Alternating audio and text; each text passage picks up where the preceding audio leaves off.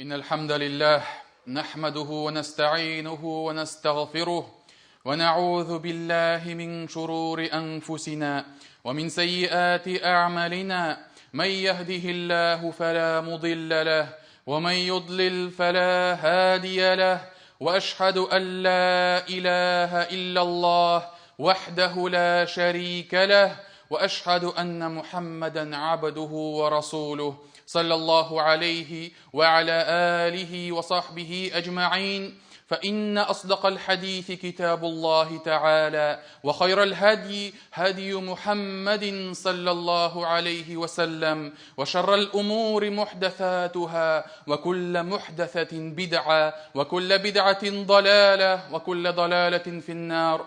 قال الله في محكم تنزيله: يا أيها الذين آمنوا اتقوا الله حق تقاته ولا تموتن إلا وأنتم مسلمون. Галимнәрне юктан бар кылып, безләрне халык иткән, тәрбияләгән Аллаһ Раббыбызга барча хәмд сәнәләребез, улуглау мактауларыбыз булсын. Шәһадәт китерәмен, Аллаһтан башка гыйбадәт кылырга лаеклы зат юктыр. Аллаһ бар, Аллаһ бер. Һәм шәһадәт китерәмен, Мухаммад ибн Габдуллаһ Аллаһның хак илчесе, тугры пәйгамбәре һәм шәриф булган кулыдыр. Аллаһ аңа, аның гаиләсенә һәм аның сахабаларына салават шәрифләрен насип әйләсә иде. Аллаһ Раббыбыз бу дөньяда әгәр дә кемне дә булса үзенең гаделлеге белән хак юлдан яздырса, аны беркем дә бүтән туры юлга чыгара алмас. Аллаһ Раббыбыз әгәр дә кемне дә булса үзенең рәхмәте белән хидаятына, туры юлына күндерсә, аны беркем дә бүтән адаштыра алмас. Мөхтәрәм җәмәгать, Аллаһ Раббыбыз изге китабында әйтә: "И иман китергән бәндәләр, Аллаһтан хакыйкый тақвалык белән куркыгыз, һәм бары тик мөселман булып кына үлегез" диде. Әмма бәгъд, мөхтәрәм җәмәгать, Аллаһ Раббыбыз Пәйгамбәребез Мухаммадны бүтән галәмнәргә рәхмәт итеп җибәрде. Аллаһ Раббыбыз Коръәндә әйтә: "Ва ма арсалнака илля рахматан лил аламин". Эй Мухаммад, без сине галәмнәргә рәхмәт, мәрхәмәтлек, михрбанлык өчен җибәрдек дип әйтә. Әйе мөхтәрәм җәмәгать, Аллаһ илчесе бүтән җан ияләренә мәрхәмәтле булды. Аллаһ илчесенең эшләре, сүзләре, кешеләр белән мөнәсәбәте ул һәммә безгә дә үрнәк булып торды. Һәм каршысында кем генә басып тормасын, ул һәр вакыт шул кешеләр белән уртак тел табырга тырышты. Һәм кешегә дә шул хикмәтләрне инде иң камил рәвештә аңлатырга тырышты. Һәм кем генә алдында тормасын, аңа хөрмәт белән, аңа файда китерергә тырышты. Менә шул хикмәтлелек, мөхтәрәм җәмәгать, ул Аллаһы Тәгаләнең турыдан-туры әмере. Аллаһ Раббыбыз Коръәндә Нәхл сүрәсендә былай ди: "Уд'у иля сабили раббика бил хикмати вал мау'изатил хасана ваджадилхум биллати хия ахсан инна раббака хува а'ламу биман далла ан сабилих ва хува а'ламу бил мухтадин". Раббың юлына хикмәт белән һәм яхшы вәгазь белән чакыр диде. Һәм алар белән һәр вакыт иң күркәм рәвештә бәхәс кыр дип әйтте. Дөрестлектә синең Раббың Аллаһ юлыннан тайпылганнарны яхшырак беләдер һәм хак юл белән баручыларны да яхшырак беләдер дип әйтте Аллаһы Тәгалә. Һәм менә бу сүзләргә Ибн Кәсир рахимаһуллаһ мондый тәфсир, мондый аңлатма бирә. Һәм ул әйтә: ягъни син кем белән генә бәхәсләшсәң дә, мөселман булсынмы ул, яки кафирме, гүнах иясе, мөэмин яки бөтенләй савый баламы дигәч тә, алар белән синең бәхәсең һәр вакыт йомшаклык, матур сүзләре белән, алар йомшаклык, матур сүзләр һәм иң күркәм рәвештә усын дип Аллаһ Пәйгамбәребезгә әмер итте. Һәм шуңа күрә, мөхтәрәм җәмәгать, Пәйгамбәребезнең сөннәтен, Пәйгамбәребезнең сирасын, китапларны ачып карасак, Пәйгамбәребез белән нинди генә вакыйга булмасын, ул кешеләргә иң күркәм рәвештә сөйләгәнен, җиткергәнен, аның әдәбе, аның әхлагы ул һәрвакыт күренә. Һәм шуңа мөхтәрәм җәмәгать, кешеләрнең хәтта башта Пәйгамбәребезгә ачулары, башта дошманлыклары булгач та, Пәйгамбәребез белән сөйләшкәч, алар бөтенләй икенче якка үзгәрделәр һәм дошманлыклары югала торган, бетә торган булган. Һәм менә без, мөхтәрәм җәмәгать, кызганыч, ләкин менә бу Пәйгамбәребезнең сөннәтеннән бик ерак торабыз. Безнең әдәпләребез, безнең әхлакларыбыз бик дурфа, бик тупас. Һәм кешеләргә дә без күп вакытта толерантность кирәк, мы толерантны дип сөйлибез. Һәм ул чынлап та шулай. Әмма ләкин ул толерантлык башка дин вәкилләрендә күренсә, ләкин үзара без ул толерантлыкны нигәдер сакламыйбыз. Үзара без кайвакыт хәтта шундый дошманлыкка ирешәбез ки, кеше бер-берсен сугырга, кыйнарга әзер булып тора, кайнап чыга. Һәм шуңа мөхтәрәм җәмәгатьне тормыш тәҗрибәсе дә күрсәтә. Ике кеше ничек кенә дуслар булмасын, ләкин әгәр дә берәр злободневный, актуальный бер тема булса, 5 минут бу ике кеше бер-берсен һәлак итәргә әзер булып торалар.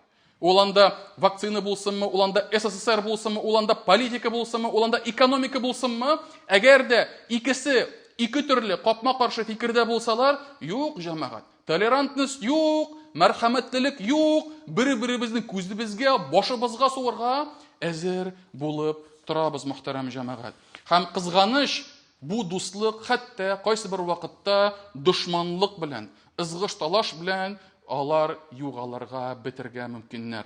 Сәбәбе нәрсәдә, мөхтәрәм җәмәгать? Без гадәти рәвештә бер-беребезне тыңлый белмибез. Без бер-беребезне хөрмәт белән карый алмыйбыз. Һәм кешенең башка фикердә булуын без кабул итә алмыйбыз. Как это он так? Он имеет мнение отличное от моего. Никогда не приму. Дип без менә шулай уйлап җәмәгать, кешенең башка фикердә булуын һич тә кабул итмибез.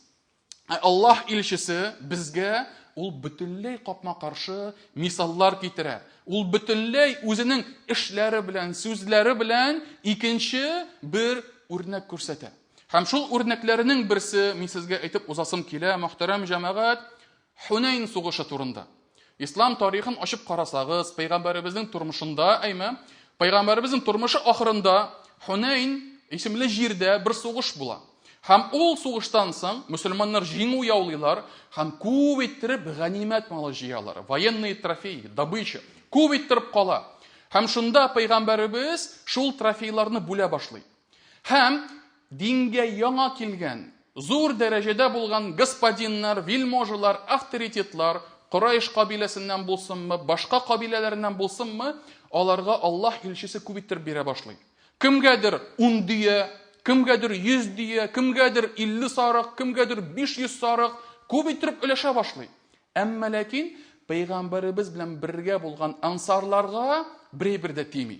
Ансарлар кемнәр ул дип сорасагыз, ул Пәйгамбәребезнең сахабәләре, ләкин алар мөхаҗирләрдән нәрсә белән аерылып торалар? Алар гомерләре буена Мәдинәдә яшәгәннәр һәм Мәдинәдә яшәп ислам динен кабул иткәннәр. Пәйгамбәребезне каршы алганнар һәм ансар сүзенең тәрҗемәчесе ярдәмчеләр, помощники, те, которые оказали помощь.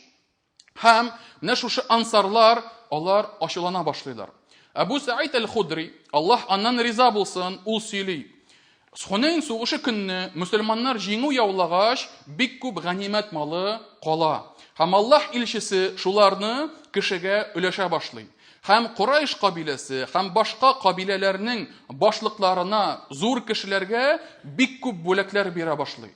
Һәм шунда ансарлар бу эшкә ачулана башлыйлар. Һәм шундый сүз тарала. Аллаһ илчесе ди, үзенең туганнарына акча бирә. Үзенең якыннарына, элек булган соплеменникларга, аларга гына бирә ди, аларга гына тарата, дип сөйли башлыйлар. Һәм шул сүз таралгач, шушы ансарларның башлыклары, сахаба, Саад ибн Убада, бик тә дәрәҗәле сахаба, Аллаһ аннан риза булсын, ул Пәйгамбәребезгә килә. Һәм Пәйгамбәребезгә килгәч, былай дип әйтә: "Эй Аллаһ илчесе, кешеләр синең кемгәдер бүләкләр бирүне күреп ачуланалар", дип әйтә. Һәм син кайсы бер кабиләләргә күп биргәнсең, ансарларга бөтенләй бирмәдең дип сөйли башладылар ди. Һәм Аллаһ илчесе моны ишеткәч, нәрсә ди? Эй Сагыт дип әйтә. Ә син үзең бу хакта нәрсә уйлыйсың ди? Синең фикерең нинди дип әйтә. Һәм Сагыт әйтә, мин ди алай уйламыйм дип әйтә. Ләкин мин үз халкымның улы. Я являюсь частью своего народа. И те проблемы, которые возникают у них, они отражаются и на мне.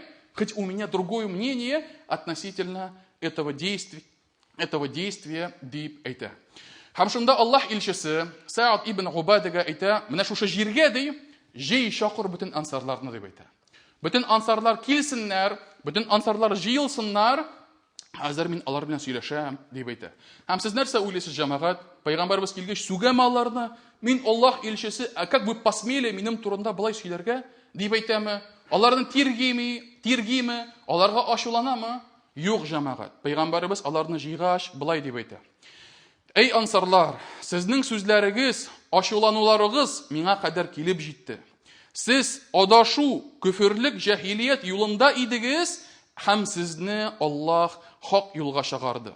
Сез бик ярлы идегез, Аллаһ сезне байытты. Сез үзара зур дошманлыкта идегез, һәм Аллаһ сезне дуслаштырды ди. Һәм менә бу җәмәгать ул чынлап та шулай булды. Пәйгамбәрбез Мәдинәгә күченгәнчегә хәтлек ансарлар яши торган шәһәрдә, Мәдинәдә, ул ике кабилә булган, ике гарәп кабиләсе, Ал-Аус вәл Хазраҗ. Алар үзара 100 елга якын сугышып яшәгәннәр. Сугыш, бер-берсен үтерәләр, набеклар ясыйлар, бер-берсен тынычлыкта калдырмыйлар. Пәйгамбәрбез Мәдинәгә күченгәч, ул дошманлык китте, югалды. Алар бер-берсенә кардәшләр булдылар. Элек алар ярлылыкта иделәр, ләкин Аллаһ илчесе сәбәпле алар байыдылар. Һәм элек алар адашуда, күферлектә, ширектә иделәр. Инде бүген алар иманлы булдылар. Һәм менә шул сүзләрне ишеткәч, ансарлар әйтә башлады, Аллаһ һәм аның илчесе иң яхшысы дип әйтә башладылар. Һәм шунда пәйгамбәрбез әйтә, җавап бирегез ди. Сез нәрсә уйлыйсыз дип әйтә. Сезнең фикерләрегез нинди ди? Ансарлар әйтәләр, эй Аллаһ илчесе, ә без нәрсә әйтик соң? Нәрсә дип сиңа җавап бирик соң дигәч, Аллаһ илчесе әйтә, Аллаһ белән ант итәмен. Әгәр дә сез минем турында былай дип әйтсәгез ди, сине ялганда гаепләделәр, ә без сиңа ышандык. Син безгә бер көчсез, бер ярдәмсез килдең, ә без сине үзебезгә сыендырдык. Син безгә мохтаҗ килеш килдең, эй Мөхәммәд, ә без сиңа ярдәм күрсәттек дип әйтсәгез ди, сез хаклы буласыз дип әйтә. Сезнең сүзләрегез дөрес ди. Ул шулнап та шулай булды дип әйтә. Ягъни, мин Мәккәдән Мәдинәгә күченгәндә мине ялганчы, сихерче дип әйттеләр, ә сез миңа иман китердегез. Мин ди ярдәмсез идем, мохтаҗ идем, ә сез миңа ярдәм күрсәттегез. Һәм ул шулай да булды, мөхтәрәм җәмәгать. Һәм шуннан соң пәйгамбәрбез әйтә, чөнки сүзләрегез дөрес, хак сүзләр. Ләкин эй ансарлар, кешеләр өйләренә дөяләр белән, сарыклар белән бергә кайтканда, сез Аллаһ илчесе белән бергә кайтуыгыз өчен ачуландыгызмы дип әйтә. Һәм шунда Аллаһ белән ант итәмен, әгәр дә һиҗрәт булмаган булса, мин һичшиксез ансарлар саныннан туып яшәр идем. Әгәр дә кешеләр бер якка барсалар, һәм ансарлар икенче якка китсәләр, мин ансарлар белән бергә барыр идем дип әйтә. Һәм шунда ул дуга кыла башлый, эй Аллаһ, ансарларга рәхмәтеңне насыйп әйлә. Эй Аллаһ, ансарларның балаларына рәхмәтеңне насыйп әйлә. Эй Аллаһ, ансарларның оныкларына рәхмәтеңне насыйп әйлә дип җавап бирә. Һәм шунда бу сүзләрне ишеткәч, ансарлар бик елый башлыйлар. Аларның хәтта сакаллары юешләнә, һәм бөтенсе дә без ди өлешебез Аллаһ илчесе булганына без бик тә риза дип җавап кайтаралар. Һәм мөхтәрәм җәмәгать, менә бу кыйсса бик хикмәтле кыйсса. Ни өчен? Чөнки башта ансарлар башларында начар уй иде. Пәйгамбәрбез турында ул гадел түгел. Ул туганнарына, дусларына, якыннарына өлеште, безгә бирмәде дип уйлый иделәр. Ә Аллаһ илчесе аларның шушы ялгыш фикерләрен ничек үзгәртте? Үгет насихат белән, вагаз белән. Сез ди Аллаһ илчесе сезнең белән бергә булуын теләмисезме дип әйтә. Бу ди зур нигъмәт түгелме дип әйтә. Кемдер байлык белән китә, кемдер сыерлар белән, сарыклар белән, ганимәт малы белән китә. Ә сез ди йортыгызга, Мәдинәгә, үзегезгә Аллаһ илчесе белән бергә кайтуын ул пәйгамбәрбез шулай аңлата. Һәм шуңа мөхтәрәм җәмәгать, без дә әгәр дә шулай итеп хата эзләгән кешене төзәтү, аңлату урынына без кай вакыт аның белән талашабыз, аңа кычкырып күңелен төшерәбез. Без капма каршы эшлибез җәмәгать. Һәм менә бу бик тә кызганыч. Безнең өчен иң беренче чиратта һәрвакыт кешенең хатасын төзәтү, хикмәтле рәвештә, күркәм рәвештә, ләкин аны хатасыннан хаклыкка чыгару менә шул безнең максатыбыз булып тора, мөхтәрәм җәмәгать. Шулай ук Пәйгамбәребез тормышыннан икенче бер мисал әйтеп узасым килә. Һәм надан, белмәгән, җаһили булган ислам мөхитына, ислам рухына килгән, беренче тапкыр килгән кешеләр, Пәйгамбәребез алар белән ничек сөйләште. Ягъни, ислам турында берәйбер дә белми. Ислам турында ул бернинди аның хикмәте, аның бернинди гыйлеме дә юк. Һәм ул Пәйгамбәребезгә килгәч, Пәйгамбәребез аның белән ничек сөйләште. Бер генә кисса, аны бөтенегез ишеткәнегез бар. Аны еш сөйлиләр вагазларда, хутбаларда, дәресләрдә. Бер бәдәви гарәбенең килеп мәчеткә бер почмакта сөюе. Шулай бит, ишеткәнегез бар. Тагын бер тапкыр сөйләп узасым килә. Анас ибн Малик, Аллаһ аннан риза булсын, ул әйтә: "Бер вакытны без мәчеттә утырганда ди, килде бер бәдәви, шулдан килгән бер гарәб. Ягъни, теге цивилизация, әдәп, әхлак, нәрсә икәнлеген белмәгән кеше килде дип әйтә. Һәм килде дә ди, турып басты да мәчетнең бер почмагына барып сөйде дип әйтә. Һәм шунда сахабалар кычкыра башладылар: "Эх, син нәрсә эшлисең? Мәх дип кычкыра башладылар ди. Тукта дип кычкыра башладылар ди. Һәм шунда Аллаһ илчесе нәрсә дип әйтте? Ла тузримуху. Калдырыгыз аны дип әйтә. Тимәгез аңа ди. Чөнки моны табиблар исбатлар. Ир кеше өчен әгәр дә ул кеше хаҗәтен үтәгәндә аны туктатсаң, аңа авырту хисе килә. Һәм ул хәтта аның бәүл юлларына зыян салырга мөмкин. Это может нанести вред его организму, его здоровью. Һәм Пәйгамбәребез нәрсә дип туктагыз дип әйтә. Битерсен эшен дип әйтә. Карагыз, Пәйгамбәребез ничек рәхимле рәвештә бу кешегә әле ул яңа гына килеп кергән, кем икәнен дә белми, эшен битерсен башлады. Шуңа Пәйгамбәребез аңа яхшылык тели.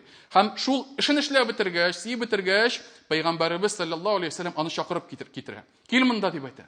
Һәм әйтә: "Инна һадихил масаҗид ла таслуху ли шайъин мин хадал баули ва лал qadr." Аллаһ йортлары, мәчетләр бу монда сидектә һәм башка төрле пычраклар да эшләнергә тиеш түгел. Аллаһ йортлары, мәчетләр Аллаһны искә алыр өчен, намаз укыр өчен һәм Коръән укыр өчен төзелделәр дип әйтә Пәйгамбәребез саллаллаһу алейхи ва саллям. Бер җөмлә: Аллаһ йортлары намаз өчен, зикр өчен, Коръән укыр өчен төзелде дип әйтте. Битте. Аннан соң шушы нәҗис дигән җиргә бер чиләк су агызырга кушты Пәйгамбәребез саллаллаһу алейхи ва саллям.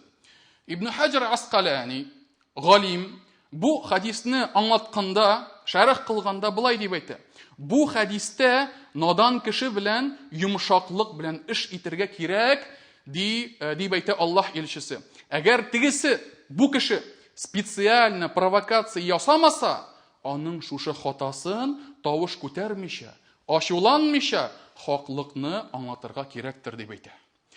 Әйе, альхамдулилlah, бүгенге көндә мәчеткә кирип сөючеләр юк, альхамдулилlah. Әмма ләкин без бүгенге көнгә кадәр менә шундый безнең зур проблемабыз бар. Без кайсы бер вакытларда кеше ислам турында берәйбер дә белми, бер әдәп әхлакларын белми, килеп керә мәчеткә. Кем белә, бәлки ул аның соңгы ышанычыдыр. Может быть, это его последняя надежда для успокоения его души. Ул дуга сорап килеп керә торгандыр, берәр имамның, хәзрәтнең, бабайның хикмәтле бер сүзен ишетер өчен керәдер. Ә без кайсы бер вакытта аңа кычкырып, аны куып, таяк белән хәтта кайсы бер вакытларда сугып, мәчеттән дә куырга мөмкинбез. Һәм мисал өчен, менә әдәп әхлактан мәчеткә кергәндә хатын-кыз гаурәтен капларга тиеш. Шулай бит. Шәше ачык булса яулык, инде итәге кыска булса озынрак берәр нәрсә, ягъни хатын-кыз әдәп белән керергә тиеш. Ләкин бүтән хатын-кызлардан бу хакта белеп битермиләр. Һәм кайсы бер вакытта хатын-кыз кирилеп керә, бабай кычкыра, мәсәлән, дежурный кычкыра, вахтер кычкыра, хәзрәт кычкыра: "Син оятсыз, яулыгың кая? Йөрмә монда, бар чык кит. Күлмәгең кыска, фәлән, төгән" дип, ул каты бәрелеп, шул кешене бәлки ул кире борырга да мөмкиндер. Бер генә мисал әйтеп узасым килә. Бер хәзрәт сөйли, Казан бер хәзрәте. Ул әйтә, 90нчы елларда ди, теге мәчетләр ачылгач, уже бөтенләй бер инде ирекле булгач, Бер дәрескә килдем, бер мәчеткә, дәрестә утырабыз, икенче этажда, намаз залында. И бер заман бер хатын, яулыксыз хатын менеп килә дип әйтә. Бу, видимо, дежурный бабай янына килгәндер, бабай булмагандыр. Бу адашып йөреп инде мәчеткә прямо намаз залына күтәрелгәндер инде бәлки. Адашкандыр инде күрәсең. Яулыксыз дисез. Килә, хәзрәт янына килә иде дип әйтә, бер заман моны куып җитте бер бабай ди. Кулында таяк. Таяк белән суга башлады дип әйтә хатын кызга. Вы представляете? Таяк белән син уятсыз, нишләп монда яулыксыз йөрисең дип кычкырыша башлады дип әйтә. Әйе, җәмәгать, бик начар күренеш. Бик начар әйбер. Кемдер әйтергә мөмкин, это было в 90-х, тегесе монсы, без хәзер инде әдәпле, без хәзер инде хикмәтле дип әйтергә мөмкиндер бәлки. Юк, җәмәгать, ул бүгенге көнгә кадәр ул шулай саклана. Әгәр дә мәчеткә яулыксыз хатын кызны кертергә теләмисең икән, хит шартларын булдыр. Әгәр дә андый хатын кызлар күп йөри икән, пожалуйста, сатып ал бер 5 яулык, яулыклар 300 тора, 200-300 сум. Сатып ал халат, накидка. Әгәр дә кыска итәк белән керсә дә, накидкасын киеп утырып, әдәпле булыр. Ягъни, кешегә хатасын үзгәртер өчен сәбәпләрен булдыр. Дай ему возможность исправить свою ошибку. Амма ләкин юк, җәмәгать, нам проще поругать его, нам проще накричать на него, нам проще выгнать его из мечети и просто позабыть о нем.